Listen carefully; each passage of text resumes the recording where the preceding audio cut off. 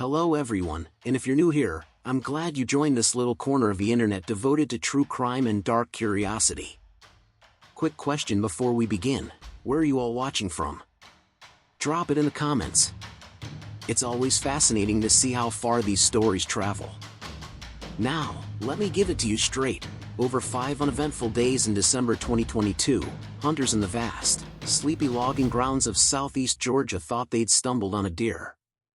Instead, they found a human torso. Yes, not a buck, but a fully dismembered woman, spread over nearly 3 miles. Welcome to mind-bending crime storytelling. This is True Crime and Tales.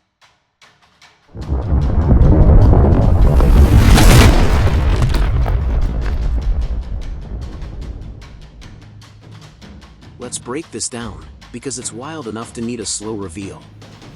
Day 1, 2 hunters, off doing what hunters do, chasing deer, found a human torso, not a game trotter, but half the person. Next few days, remains, including legs and head, were discovered by tracking dogs and eagle-eyed folks, scattered across roads used only by logging trucks and fellow hunters. Crime scene props, a black tote left upside down and wiped meticulously. A gray one, also wiped. Both tested positive for blood, but curiously, no DNA on the Milwaukee utility knife found nearby. Someone used Clorox wipes like they hated forensic examiners. Time frame: forensic entomology pegged death to late November, just days before discovery, so if you're playing guess how many days the cops will lose this case, the answer is not many. The identity crisis didn't last forever. After painstaking genealogical work, investigators identified the victim as 40-year-old Mindy Mebane Kassotis, a writer with a master's in public service, living in Savannah. She was found on property straddling Liberty and McIntosh counties. Now, I'm no murder detective, but writer-educated community-minded woman simply vanishes sounds like we're about to meet the least likely missing person scenario ever. Behind every crime is a real person whose story deserves to be told.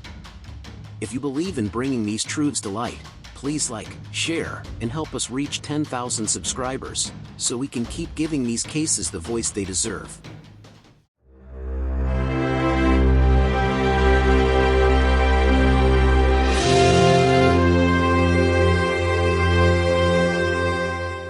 Mindy's husband, Nicholas, wasn't just your average suspicious spouse. No, he came with a resume, a Navy JAG officer who once worked at the Pentagon. Which makes his later choices baffling. Or hilarious, depending on your tolerance for incompetence. According to Nicholas, Mindy didn't die violently at all. No, she supposedly had complications from blood pressure while pregnant and died at a birthing center. He said the hospital handled everything: the body, the paperwork, the cremation. Sounds plausible, except for the fact that there was no hospital record. There was no death certificate. There was no cremation record. And, plot twist, Mindy wasn't pregnant. That's right. The autopsy later confirmed, not pregnant, not dying from hypertension, not cremated. Just brutally murdered and dismembered. So, Nicholas, buddy, did you really think no one would check? Nicholas told police he arranged Mindy's cremation. He even claimed to have paid a guy in Alabama $5,000 cash to handle it. You know, like you'd buy a used car, or apparently, dispose of a spouse. But when investigators pressed for receipts, contacts, contracts, or even a name, Nicholas had nothing. Just a mysterious guy who, apparently, vanished faster than his accountability. Which makes you wonder, if you're going to lie about cremation, maybe don't choose Alabama as your cover story. Someone's going to check. Oh, and did I mention that Nicholas wasn't even consistently Nicholas Kassotis? He also went by Nicholas Stark, yes, like Tony Stark, but without the genius, charisma, or, well, humanity. Investigators quickly realized they weren't dealing with just a shady husband. They were dealing with a man who'd reinvented himself on paper, tangled up in financial issues, and now, a murder investigation. The Georgia Bureau of Investigation confirmed what everyone was already thinking: Nicholas was less widower in grief and more husband in crisis control. What Nicholas didn't count on: forensic science had leveled up since the 1980s. Investigators collected blood evidence from the totes and DNA swabs from Mindy's remains. Genealogical DNA analysis eventually tied it all back, not to Alabama mystery men, not to phantom cremations, but to Nicholas himself. Yes, the same Nicholas who claimed to be a grieving widower was now tied to the very tools of dismemberment. And the kicker? Authorities believe Nicholas used Clorox wipes to clean the knife and totes. Which, okay, points for effort. But this isn't CSI 2002, bleach doesn't erase DNA the way TV taught you. He claimed, wife died of blood pressure at a birthing center, he arranged a cremation in Alabama and he was devastated and had nothing to do with it. But in reality, no pregnancy. No birthing center. No records. No receipts, no crematorium, just $5,000 that vanished. But DNA doesn't lie. His wipes did nothing. If Nicholas were auditioning for World's Worst Alibi, I'd say he nailed it. By mid-2023, Nicholas Kassotis had been arrested and charged with malice murder, felony murder, aggravated assault, and concealing a death. His trial, which kicked off in August 2025, is where all these bizarre lies started colliding with hard evidence. The prosecution painted him as a manipulative husband who not only killed his wife but tried to rewrite reality afterward. The defense? They'll argue the state's evidence is circumstantial, but come on, how many missing pregnant women with fake cremations and Clorox wipes does it take before someone says, yeah, this isn't looking great? Stay tuned as we peel back the courtroom drama, the testimonies, the forensic details, and the absolute absurdity of Nicholas's defense strategy. Because if you thought his Alabama cremation story was peak ridiculousness, oh, just wait. Before we dive in, do me a quick favor, comment below if you've ever seen someone try to lie their way out of something so obviously doomed to fail. And while you're here, please like this video, share it with someone who's into jaw-dropping crime stories, and help us push this channel to 10,000 subscribers. Your support truly keeps these stories alive.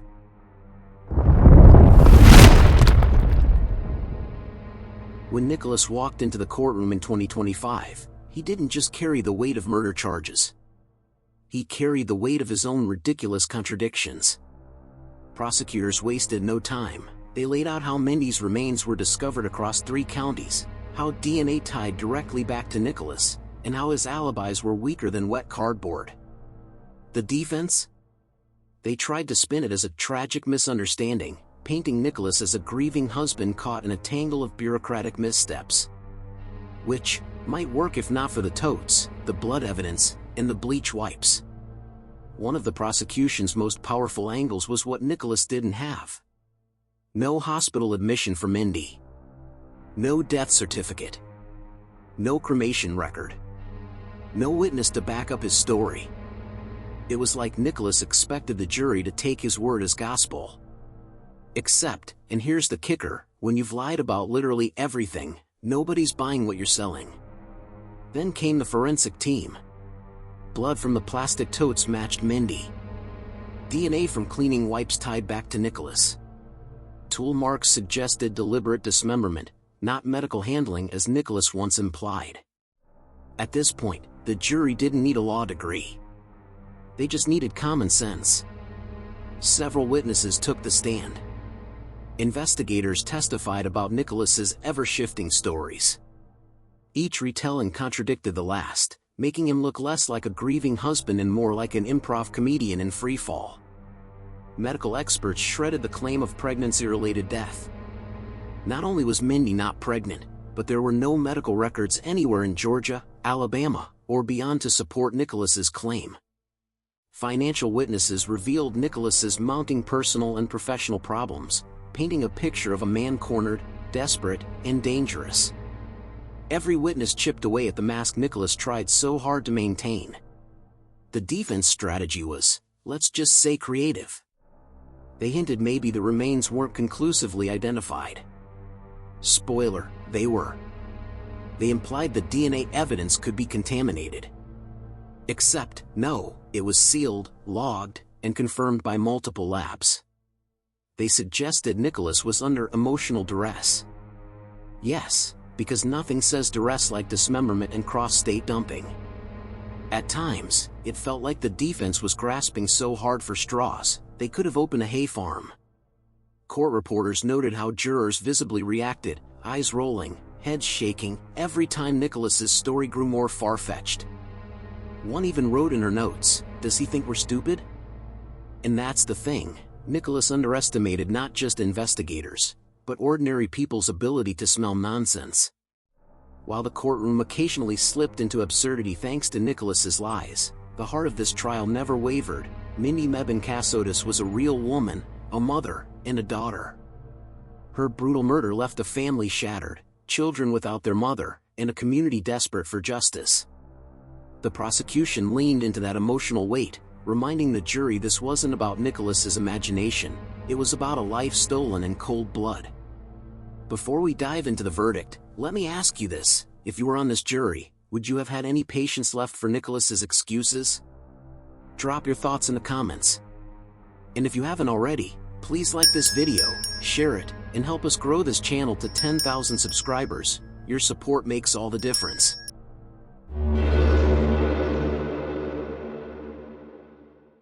The prosecution's closing argument was simple: Nicholas lied because Nicholas killed. They walked the jury step by step through every contradiction. No hospital ever admitted Mindy. No cremation ever happened. No records supported Nicholas's pregnancy claim. Every explanation he gave was designed to stall, confuse, or cover up the truth. Then they pointed to the forensics, the blood, the DNA, the bleach wipes, the totes scattered across 3 counties. The message was clear: this wasn't just a murder. It was calculated, deliberate, and cold. One prosecutor ended with a line that cut through the courtroom: lies can't hide murder. Not when the evidence speaks louder than words. The defense tried one last time to paint Nicholas as a grieving, overwhelmed husband. They suggested he panicked, that maybe mistakes were made in grief. But here's the problem: grief doesn't explain dismemberment. It doesn't explain bleaching crime scenes or scattering remains across multiple counties. Unless Nicholas thought he was starring in a bad crime drama, none of it added up. By the time the defense wrapped, it felt less like a serious argument and more like a last-ditch effort to stop a train already off the tracks. In a move that surprised no one, Nicholas did not take the stand. Because let's face it, his testimony would have been a highlight reel of contradictions. His lawyers knew it, the judge knew it, and honestly, the jury probably sighed in relief. The jury didn't deliberate for long. When they returned, the verdict was unanimous: guilty of malice murder. Guilty of felony murder. Guilty of aggravated assault. Guilty of concealing a death. Guilty of multiple counts of tampering with evidence. Basically, guilty of every single charge. Nicholas Kassotis wasn't walking out of that courtroom as a free man. He was walking straight into the rest of his life behind bars. The judge handed down the sentence: life in prison without the possibility of parole. No second chances. No redemption arcs. Just life, for the life he destroyed. For Mindy's family, the verdict brought a measure of justice, though no verdict could ever undo the pain of her loss. Her children were left without a mother, her loved ones scarred by grief. But at least now, the man responsible would never hurt anyone else. It's worth pausing here to admire Nicholas's downfall. He lied about a pregnancy. He lied about hospitals. He lied about cremations. He lied so much that even professional liars probably wanted to take notes. But in the end, all those lies built a cage he couldn't escape. And ironically, it was his own words, twisted, contradictory, impossible, that helped nail the coffin shut. Do you believe most murders can be predicted by early red flags? Or do some killers hide their darkness too well? Let me know your thoughts in the comment. And while you're here, please hit that like button, share this video, and help this channel hit 10,000 subscribers. Your support really does mean a lot. On the outside, Nicholas and Mindy looked like any ordinary couple in their 30s living in rural Georgia. A home in a quiet county, steady jobs, children, and the appearance of a stable family life. To neighbors, they blended right in. But behind closed doors, it was a very different picture. Financial strain was mounting. Nicholas was drowning in debt. Work stress was constant. He had multiple professional struggles and a reputation for unreliability. Control and deception seemed to be his default response whenever life slipped out of his hands. People often said Nicholas was charming when he wanted to be, but there was an edge beneath the surface. One neighbor later admitted they always felt something off about him, though they couldn't put a finger on it. Nicholas was in trouble long before December 2023. Investigators uncovered mounting personal debt, business struggles, and financial mismanagement. He was juggling money problems with the same creativity he applied to his lies. The pressure was growing, and those closest to him said he often seemed on edge. Money, or the lack of it, seemed to eat away at his sense of control. For prosecutors, this painted a clear motive. Nicholas wasn't just desperate, he was cornered. And for men like him, cornered desperation can turn deadly. Friends of Mindy later revealed cracks in the marriage. Arguments were frequent. Nicholas had a tendency to dominate conversations and dismiss Mindy's feelings. He carried himself with the kind of arrogance that only got worse under pressure. Mindy, by contrast, was known for her warmth. She was described as kind, grounded, and deeply devoted to her children. Her friends couldn't imagine her walking away from her family, which made Nicholas's "she just left" lie all the more insulting. What's most chilling is how Nicholas's behavior before the murder mirrored what came after. He lied to cover financial messes. He lied to friends about his professional successes. He lied to family when things didn't add up. Lying wasn't a last resort for Nicholas, it was his lifestyle. And when the pressure mounted with Mindy's murder, lying became his weapon of choice.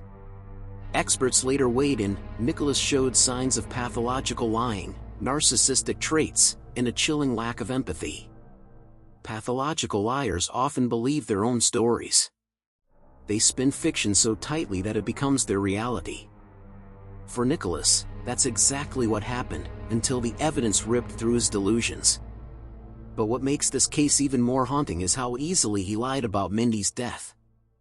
Most killers, when confronted, stumble or break down. Nicholas invented entire hospitals, cremations, and pregnancies without blinking. This wasn't panic. This was performance. When the truth finally came out, the community in Georgia was shaken. How could someone they knew, someone who smiled at neighbors, someone who lived just down the street, commit something so gruesome? For Mindy's family, the heartbreak was compounded by betrayal. Not only had they lost her in the most brutal way imaginable, but the man responsible was the one who was supposed to protect her. Her children faced the unbearable truth that their father had murdered their mother. No amount of justice could erase that wound. Looking back, Nicholas's lies almost read like a parody of bad crime writing. A pregnancy with no medical records. A hospital visit with no witnesses. A cremation with no ashes.